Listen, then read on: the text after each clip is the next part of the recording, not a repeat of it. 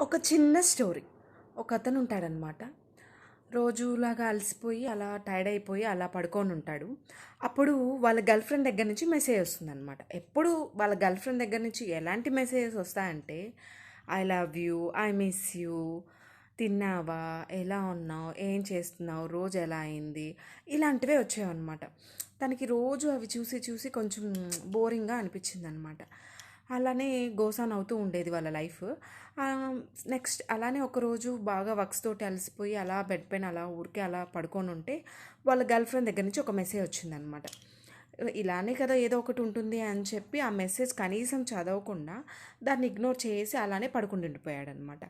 Next day morning వాళ్ళ mother call చేసి, I mean girl friend వాళ్ళ మదర్ కాల్ చేసి తను చనిపోయింది అని చెప్పి కాల్ చేస్తుందనమాట. అప్పుడు వెంటనే తనకు గుర్తొస్తుంది, తను ఈ నైట్ ఏదో మెసేజ్ చేసింది కదా అని. ఓపెన్ చేసి చూస్తే, హే నన్ను త్వరగా రా, నన్ను ఎవరో ఫాలో అవుతున్నారు అని ఉందన్నమాట. చూసారా, మన అనుకున్న వాళ్ళు ఎప్పుడూ కూడా మనం నెగ్లెక్ట్ చేయకూడదు. వాళ్ళని రెస్పెక్ట్తో పాటు లవ్ కూడా మనం చూపించాలన్నమాట. ఐ మీన్ స్టార్స్ లెక్క పెట్టుకుంటూ చందమామను వదిలేసినట్టు అయిపోయింది కదా సిచ్యువేషన్. ఎప్పుడు కూడా మన అనుకున్న వాళ్ళని నెగ్లెక్ట్ చేయకండి. వెరీ ఇంపార్టెంట్ సిచ్యువేషన్స్ కూడా వస్తూ ఉంటాయి ఇలాగా. ఓకేనా?